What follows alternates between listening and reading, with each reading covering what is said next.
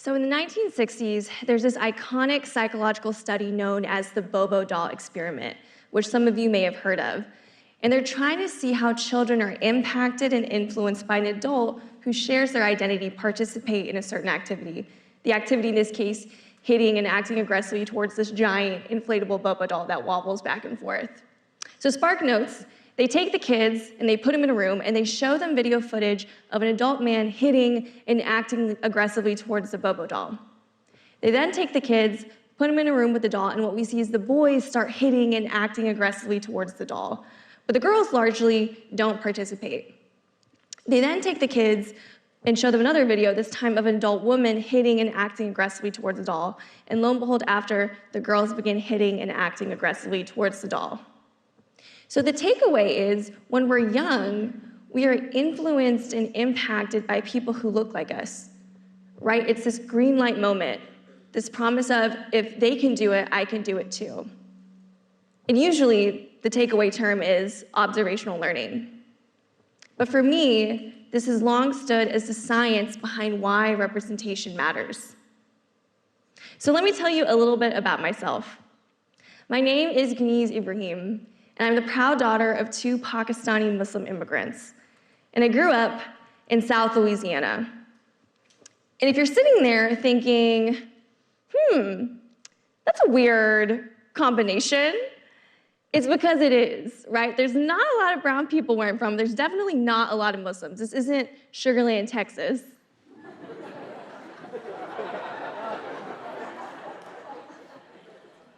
So other than my parents and my brothers, I didn't really know what Muslims were like.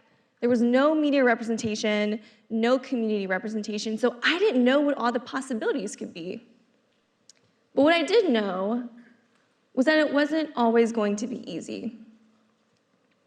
Ramzan is a month where Muslims fast from dawn till dusk. And Ramzan 2003 was huge because that was the first time I tried to fast. Monumental, historical day. But me fasting was kind of a weird thing for everyone at school because during lunch I would just be sitting there in the cafeteria not doing much. So on one particular day, this girl who from day one wasn't a huge fan of me comes up and asks me why I wasn't eating. And I give her the pitch. Well, I'm Muslim, it's Ramzan, and God said that we can, and I'm just stumbling through this explanation because again, I'm 8 and I don't have all the facts straight. But when I finish, she looks at me with a soft glare in her eyes, and she says, Muslims go to hell, so I think that means you're going to hell. And I remember thinking, whoa, that's a heavy statement. Where are your facts to back up these claims? So a couple weeks go by and it's Eid, which is the holiday that marks the end of Ramzan. And I show up to school with mehndi henna on my hands because we just had this huge celebration. And I go about the day, and at some point I'm in the bathroom, and I run into the same girl again, this time with 2 more girls from my class. And she comes up and she asks me a second question, this time, what's on your hands? And I stumble through another explanation. Well, it's Eid, and sometimes for holidays, we decorate our hands, and before I could finish, she grabs my hand, and she takes out a pencil, and she pushes it into my skin, and she starts dragging it back and forth, and I'm confused, and the other girls aren't saying anything, and I'm starting to bleed, and I'm asking her, what are you doing? And she's not stopping, and I'm telling her to stop, and she says, Muslims go to hell, and no one wants to see this. And when she said it to me in the cafeteria, it didn't hit. But in that moment, it did. And I eventually pull away, and I run to the hallway, and I'm just trying to find the first teacher I can see. And when I do, I frantically start explaining, and I'm showing her the red scratches that are now covering my stained skin. And this teacher looks at me and says, well, sweetheart, we just don't dress like this in Louisiana. And I'm 8. And I don't yet understand what happened 2 years earlier in New York. And I don't yet know how some people talk about families like mine. And I don't yet know the type of conversations that could turn a sweet third grader so heated that she felt she needed to remove a visual cue of my identity. But I remember thinking two things. One, I guess I'm just not supposed to talk about being Muslim. And two, if it does come up, I guess this is just what happens. This is the environment that I grew up in. And because of it, I latched onto statements like, I can't do this, I don't belong here, this space was not built for me. Because what was the point? It felt like no matter what we did, the world would continue to push us down. That what happened that day in the bathroom was inevitable, so what could you do? I felt forced into my place in the world because I had never seen an example of a Muslim in America overcome it. But then in high school, I read about the Bobo doll experiment, an experiment that proves that we are influenced and impacted by people who look like us. If we see someone like us hit the Bobo doll, we believe we can do it too. If we see someone like us overcome an obstacle, we believe we can do it too. If we see someone like us pave the way, we believe we can do it too. For the first time, I saw that there was this way of ending the cycle of accepting discrimination. And it was through representation. So I told myself, if there was no one like me in a room, then I would enter that room. If there was no representation, then I would be that representation. And it sounded like my best plan, but it was so much more difficult than I could have anticipated. In August of 2017, I had what seemed like an impossible idea. A Muslim woman and a Black woman running for student body president and vice president at the University of Texas at Austin. The first woman of color ticket of its kind. The years leading up to the election highlighted that our school was often not a safe haven for all students. Posters had been hung up around campus calling for a Muslim genocide. Urine-filled balloons had been thrown at Black students while they were walking home from campus. A white supremacist rally was held at the UT Tower just minutes from where we're all sitting right now. And other than a few emails addressing these instances, it felt like nothing was changing. My running mate Hannah and I knew it was time that we fully address the concerns of these communities.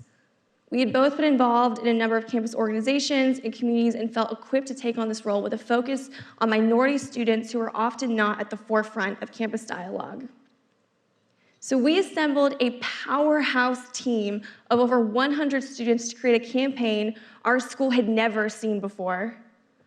One with platform points like creating accessible transportation options for low-income students who commute to campus, to getting free tampons and pads into every major restroom on campus, to ensuring every online course had closed captioning for deaf and hard-of-hearing students. Our campaign slogan was, "A new Texas looks like this." Because we wanted every Black student and brown student and queer student and disabled student and low-income student and any student who struggles on our campus to see if we could do this, then so could they. It was the most hopeful I have ever been as a student on this campus. And I felt real change on the horizon. But there was so much that I could not have predicted. During those 6 weeks, I was called a bitch, a terrorist, most likely to fly a plane into the UT Tower, and far more degrading titles I don't want my parents to hear. I was stalked and harassed. One night after a campaign meeting, I walked home alone, unlocked the door to my apartment, and when I got situated on my bed, I received a message from an unknown number telling me that we know that you're home now. I had to stop sleeping at my apartment and instead started sleeping on my friends' couches. I received death threats toward myself and toward my family. On another night, I was walking through West Campus and I was approached and shoved into a wall. and spit on when I fell to my knees. I was told that I should kill myself. And I was just a student. It felt like the world was falling apart. And I didn't know how much more I could handle. I had this romanticized notion of representation and what it could be and what it could do, but I didn't know that it would be this painful. And I thought about my parents and my brothers and all the things they've been through that I didn't know about. And the way I felt that day in the bathroom, and all the times I overplucked my eyebrows because I read in a magazine that people thought that they were ugly. And in the 3rd grade, when someone told me my skin was too dark, so I went to the kitchen and I found the bleach from under the sink and I poured it on my skin because I thought it would make it lighter. And in middle school, when someone fed me a ham sandwich because I thought it'd be a joke, and every time my mom texts my brothers and I begging us to check our surroundings because another Muslim has been attacked in America and she's afraid, and all these things that combine to make me feel so powerless. Like I could be everything and more, and somehow it would still not be enough. And I found myself trapped in this same mentality I had been stuck in for so long. What was the point? Why do I bother? But then we started getting letters. One of the first came from a trans woman who goes to school in California. For years, she had seen trans student stories exploited for essays in local documentaries, but rarely were they represented in leadership positions or their community issues brought to the forefront of campus policy discussions. So she said, "I'll run for student body president." And though the process was terrifying and she was met with backlash, she knew that it would open doors for others. And she told us that it meant a lot to see a couple of girls out in Texas with a crazy idea too. We received another letter from a woman who went to UT Austin in the 1970s. As a Mexican American during a time when there weren't a lot of Latinx students on campus, she often felt lonesome. She told us that though she had friends and was involved in campus organizations, it was rare that she felt heard and understood. And when she graduated, she wondered if it would always be like this, or if her time on campus alone was enough to instill change. She told us that seeing Hannah and I run confirmed that it had, that she had seen all her heartache transform into a reality where a brown and black girl could stand up and say something needs to change.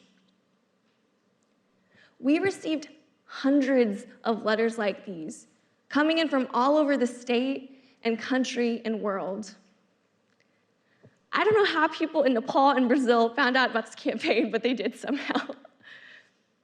People were sharing their stories of discrimination and how representation impacted their lives. They were beautiful and heartbreaking and empowering. And then I received a letter that I will never forget. Towards the end of the campaign, I opened up my inbox to find a message from someone I didn't know. She told me about her friends and her family, and that she wanted to be a nurse, and that she saw the campaign circulating through Twitter. And she was taken aback by the fact that I'm Muslim and from Louisiana, because she thought it was a strange combination. But she understood, because she too was a young Muslim girl growing up in Louisiana. And outside the context of her family, she didn't know a lot of Muslims. There wasn't a lot of media representation, and there wasn't a lot of community representation. So she didn't know all the possibilities. But for the first time, she saw a girl, much like herself, who grew up in a world much like her own, and it made her excited for the future. A future where people understood her and her family, where it would be easier. This is why representation matters. It isn't just a checkbox we fill for diversity, it isn't just numbers and quotas, it does something for us. It's seeing someone like us hit the Bobo doll. It's giving someone a green light when they keep hitting reds. It is a seed planted in a storm. It is a road paved from dirt. It is a blueprint written from scratch. It is a wave that crashes in a drought. It's reassurance and it's validation, and it's not always easy. And it might not end up how you hoped, but it's okay. Because someone is out there watching you, telling themselves, if they could do it, then so could I. The campaign ended 1 year ago. And I'm so proud of every student who built it and supported it and fought for it, especially Hannah. Because we did something the school has never seen before. And we changed it forever. A change where the struggles of marginalized communities moved from conversations in their corner of campus to the forefront of campus dialogue. A change in which almost all of our policy points were taken up by a student organization because they knew they didn't need a win to instill change. A change in which we now have a Black student body president and student body vice president running our school. I am so proud of what all of you accomplished. And I cannot wait to see how you all continue to improve this university. And as my time at the University of Texas at Austin comes to a close, I have one last message. Be the green light for someone who keeps hitting red. Plant a seed in their storm. Pave the way. Write the blueprint. Be the first wave to crash, and when it does, make sure you are nothing short of high tide. Do it for yourself. Do it for your family. And most importantly, do it for the next person who will stand where you stood. Thank you.